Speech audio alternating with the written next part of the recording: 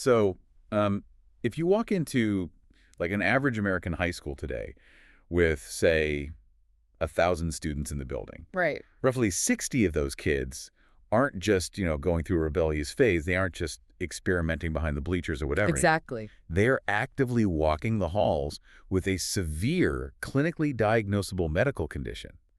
Yet, as a society, we tend to treat them like, I don't know, like they just got caught passing notes or skipping gym class. We really do brush it off. We lean heavily on this incredibly persistent cultural narrative. Right. This idea that a teenager getting caught drinking or vaping is just, a rite of passage. Yeah, teens being teens. Exactly. It's treated as a behavioral quirk or maybe a discipline issue. But I mean, the clinical data we are looking at today completely shatters that narrative. Okay, let's unpack this. Because today's deep dive is pulling from a really thick stack of research notes centered on adolescent substance use and school-based mental health support. It's a huge topic. It really is. And the mission for you listening today is to fundamentally change how you view this issue. We are throwing out the outdated romanticized myths about teenage rebellion. We have to. Right. Instead, we are looking at the hard medical science of adolescent addiction, the unique vulnerability of the developing brain, and the actual mechanics of how schools are stepping up to solve this crisis on the front lines. Yeah, and that shift, viewing this as a medical crisis instead of a discipline problem, that is the crucial first step. Absolutely. Because if you are a parent or a teacher or really just someone who cares about the youth ecosystem, you can't treat a problem until you categorize it correctly. And for decades, we've basically categorized adolescent substance use as a moral failing. Which brings us to, the first massive paradigm shift in these notes. You're telling me that to diagnose a teenager, the medical community uses the exact same manual, the DSM-5, that they use to diagnose like a 45-year-old with severe alcohol addiction. That's exactly right. That just seems so counterintuitive to me. A teenager's life looks absolutely nothing like an adult's. I know, it sounds strange on the surface, but, well, the underlying biology of addiction, it doesn't care about your age. Wow. Okay. No. So the DSM-5, which is the standard diagnostic tool in psychiatry, it actually outlines 11 specific criteria for substance use disorder, or SUD. 11 criteria. Right. And to be diagnosed, a person has to exhibit 2 or more of those signs over a 12-month period.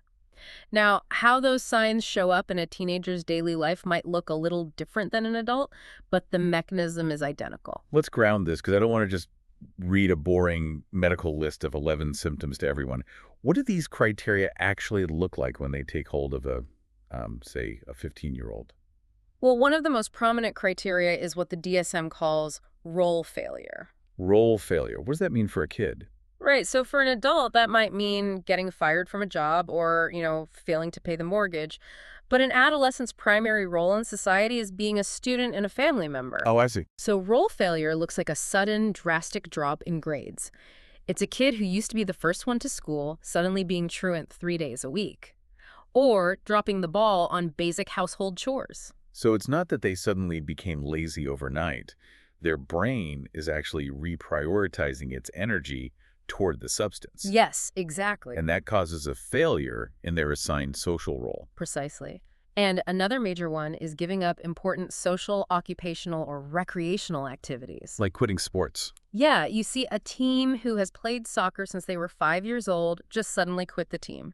Or they isolate themselves from their lifelong friend group. And then, of course, you have the physical markers. Like tolerance and withdrawal. Right. But wait, can a teenager really build up a physical tolerance that quickly? Their bodies are still growing. Oh, they absolutely can. And honestly, often much faster than adults. Really? Yeah. Tolerance simply means the brain has adapted to the chemical presence of the substance. So it requires more of it to achieve the same dopamine release or the same numbing effect.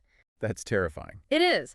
If a teen is checking these boxes, say their tolerance is climbing, they have strong cravings, and they are failing their role at school, that is a quantifiable medical condition. And the notes mention a grading scale here, right? Because checking 2 boxes feels distinctly different than checking, 9 of them. Yeah, the severity is graded precisely on that count. So 2 to 3 signs indicate a mild substance use disorder. Okay. 4 to 5 is moderate, and 6 or more of those 11 signs means it's severe. This completely changes the conversation. If we treat this like screening for asthma or early onset diabetes, it removes that heavy judgmental label of, this is just a bad kid. Exactly. It removes the stigma. You replace the morality aspect with a medical checklist. Like, are they experiencing cravings? Yes. Is there role failure? Yes. Okay, we have mild SUD. We need a medical intervention, not a week of detention. That's the exact shift we need. And once you strip away the judgment and just look at the epidemiology, the scope of the problem becomes incredibly clear. Let's talk about that scope. How prevalent is this?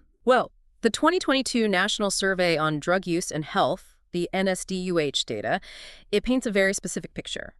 Roughly 6% of all U.S. adolescents ages 12 to 17 met the criteria for a past year substance use disorder. 6%. That brings us right back to that high school analogy from the intro. 6% means dozens of kids in a single building. Yes. It is not some isolated, rare incident. But what are the actual substances driving this?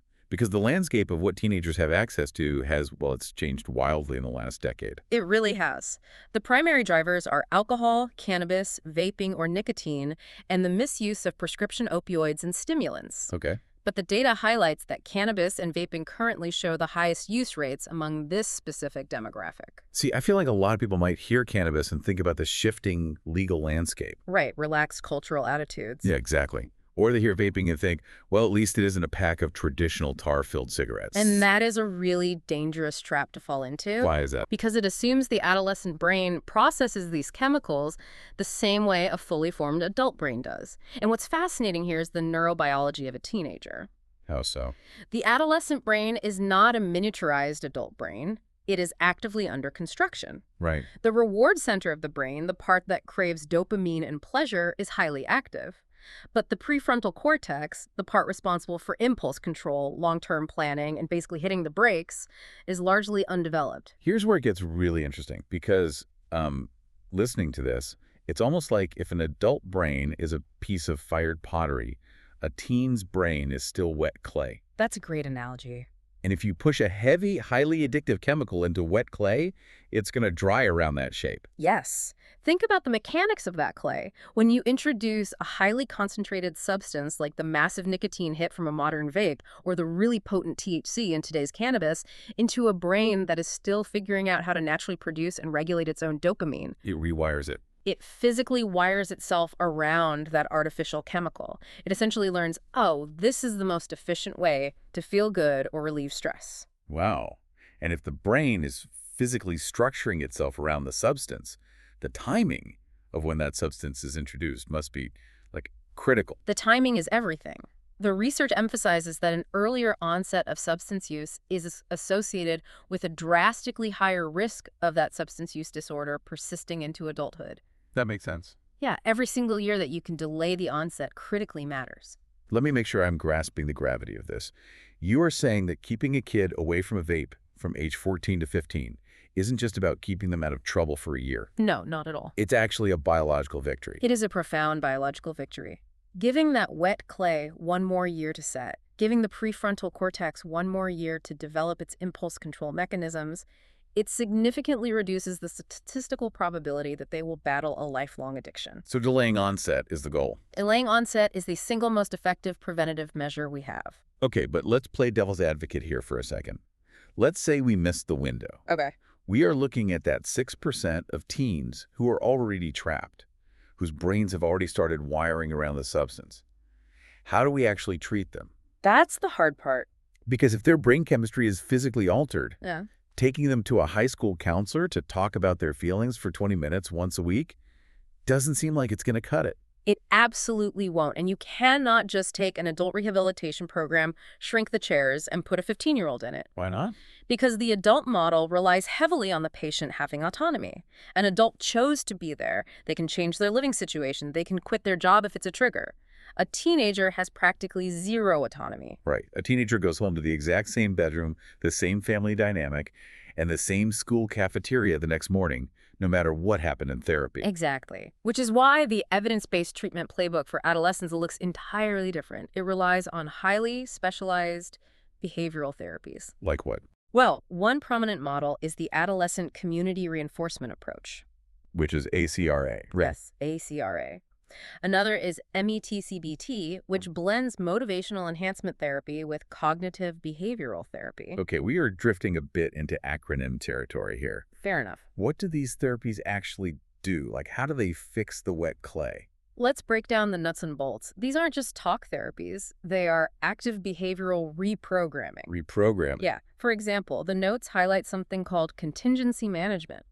Teen brains, as we discussed, are wired for immediate reward. Right, the underdeveloped prefrontal cortex. Exactly. You cannot tell a 16-year-old to stop vaping because they might get lung disease in 30 years. Their brain literally cannot compute a 30-year consequence. It's too far away. Right. So contingency management hacks that by offering immediate, tangible rewards. Things like vouchers, privileges, or small prizes for verified abstinence or positive behavior. Well, yeah. It replaces the chemical dopamine hit with a behavioral dopamine hit. And they also use 12-step facilitation. So what does this all mean? We are essentially treating the teenager's environment as much as we're treating the teenagers themselves. The environment is the treatment. You have to address the ecosystem. That is why family-based interventions are an absolute cornerstone of adolescent recovery. That makes total sense. The notes specifically call out multidimensional family therapy and brief strategic family therapy because you just can't treat a minor in a vacuum. Right, because they go right back into that environment. Exactly. Huh. If the family dynamic is highly stressful, or if the parents lack the tools to enforce boundaries, the teenager will relapse the second they walk through the front door. I am really seeing the picture come together now. It's not about fixing a broken kid. It's about repairing the soil the kid is planted in. That's a beautiful way to put it. But, what if the biological addiction is just too severe? Do we use actual medical interventions like pharmaceuticals for minors? We do, but with extreme caution and coordination. Medication-assisted treatment, or MAT, is part of the playbook for severe cases. For instance, the FDA has actually approved buprenorphine for adolescents 16 and older battling opioid use disorder. Buprenorphine. Yeah. And there are also pharmaceutical options for severe nicotine dependence, but the research is adamant here these cannot be prescribed in isolation. They need the ecosystem. Exactly. They must be highly coordinated with a pediatrician and wrapped tightly in that robust ecosystem of family and behavioral therapy. Which brings up a massive, glaring logistical bottleneck. Oh, absolutely. I mean, if treating an adolescent requires this incredibly complex web of family therapy, behavioral reinforcement, pediatrician visits, and constant monitoring, Yeah. how does an average working-class family pull that off? Parents have full-time jobs, kids have to be in class. The geographic and financial barriers just seem impossible. And that right there is the exact friction point where most adolescent treatment fails. The logistics defeat the medicine. That is heartbreaking. It is. And that is why the medical community, specifically the American Academy of Pediatrics, the AAP, is pointing toward the one place where teenagers are essentially a captive audience for 8 hours a day. The school system. The school system. If you want to fix the ecosystem, you have to bring the healthcare right into the homeroom. The AAP heavily recommends a protocol known as SBIRT. SBIRT. Okay, break that down for us. What does that stand for? It stands for screening, brief intervention, and referral to treatment. Okay. So instead of waiting for a teenager to hit rock bottom and show up in an emergency room, you actively screen for that 6% within the school walls where they already are. That's smart. If a student shows early signs, you intervene briefly right on the spot. If they need heavy support, you immediately refer them to a built-in treatment system. Conceptually, that makes total sense. But what does that actually look like in the real world? Because, I mean, public schools are already wildly underfunded and teachers are completely overworked. We can't ask a 10th grade geometry teacher to suddenly become a clinical addiction specialist. No, definitely not. You don't ask the teachers to do it at all. You build a parallel infrastructure. A parallel infrastructure. Yeah. The notes provide an incredible case study of this in action with a system called MentalSpace School, which is currently operating K-12 in Georgia. MentalSpace School. Right. They aren't asking the schools to figure it out on their own. They are dropping a fully functioning mental health infrastructure directly into the K-12 environment. I want to look closely at this case study because the way they dismantle those logistical barriers we talked about is just fascinating. The standout feature here seems to be same-day teletherapy. Yes. Think about the mechanics of a traditional therapy referral. Okay. A school counselor notices a kid is struggling. They call the parents. The parents then have to find a therapist who actually takes their insurance. Good luck with that. Exactly. Then they sit on a wait list for 2 months. And when they finally get an appointment, they have to pull the kid out of school on a Tuesday afternoon, lose wages from missing work, drive across town, and then drive back. It's a nightmare. That barrier alone prevents thousands of teens from ever getting help. Precisely. But with a system like MentalSpace, the student just walks into a designated, secure, quiet room at their school.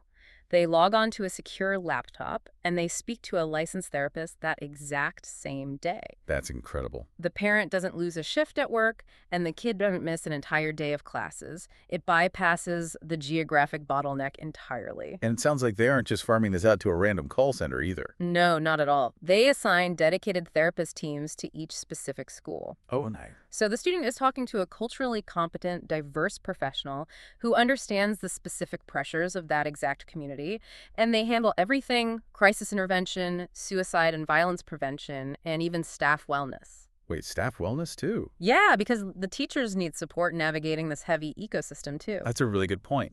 And if we connect this to the bigger picture, this infrastructure also keeps things totally HIPAA and FERPA compliant.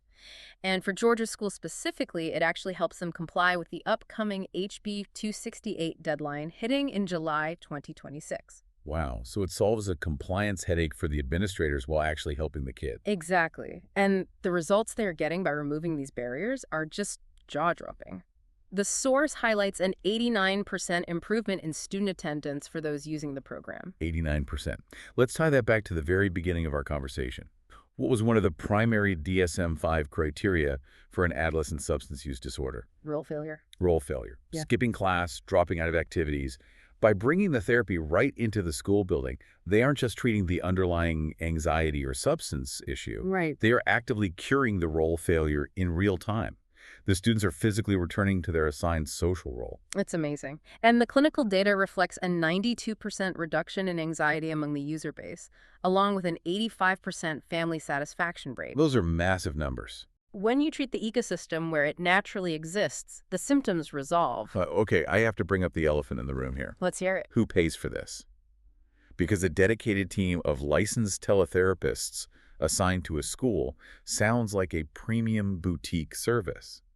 If this only works for super wealthy school districts, it's not a real public health solution for that 6%. That is the most important question, and the financial model is really the final piece of the puzzle here.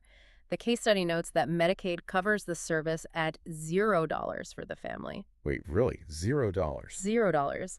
Removing the financial barrier is just as critical as removing the geographic one. Absolutely. And they also integrate with the major commercial networks, so they accept a massive range of insurance, including BCTS, Cigna, Aetna, UHC. Wow. Yeah, Humana, Peach State, CareSource, and AmeriGroup. So the service pays for itself through traditional healthcare routing, rather than draining a school district's limited budget. It is a masterclass in logistics, honestly. It really is. Well, we've covered a lot of ground today. We started by tearing down the cultural myth that teen substance use is just a harmless rite of passage. We looked at the cold, hard criteria of the DSM-5 and realized we are dealing with a quantifiable, severe medical condition.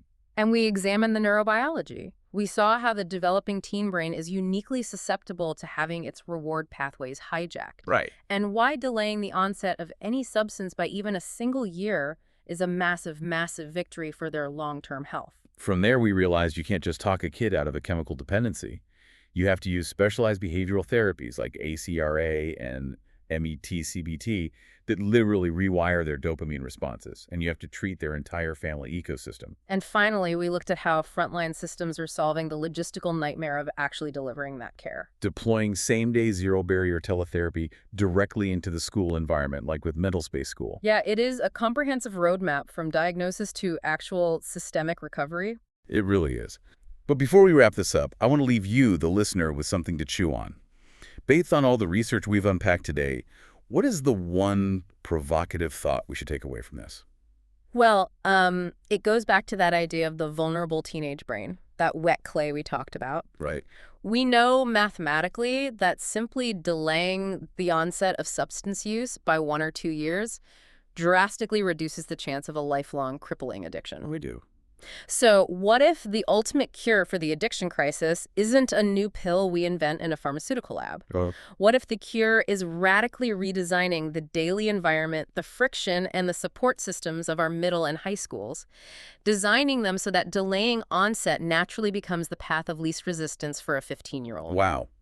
That reframes the entire battlefield. Hmm. Instead of waiting at the bottom of the cliff with an ambulance, we build a much better fence at the top. Thank you so much for joining us on this deep dive. Take this insight, look at the youth ecosystems around you with a sharper lens, and keep questioning the narratives we take for granted. We will catch you next time.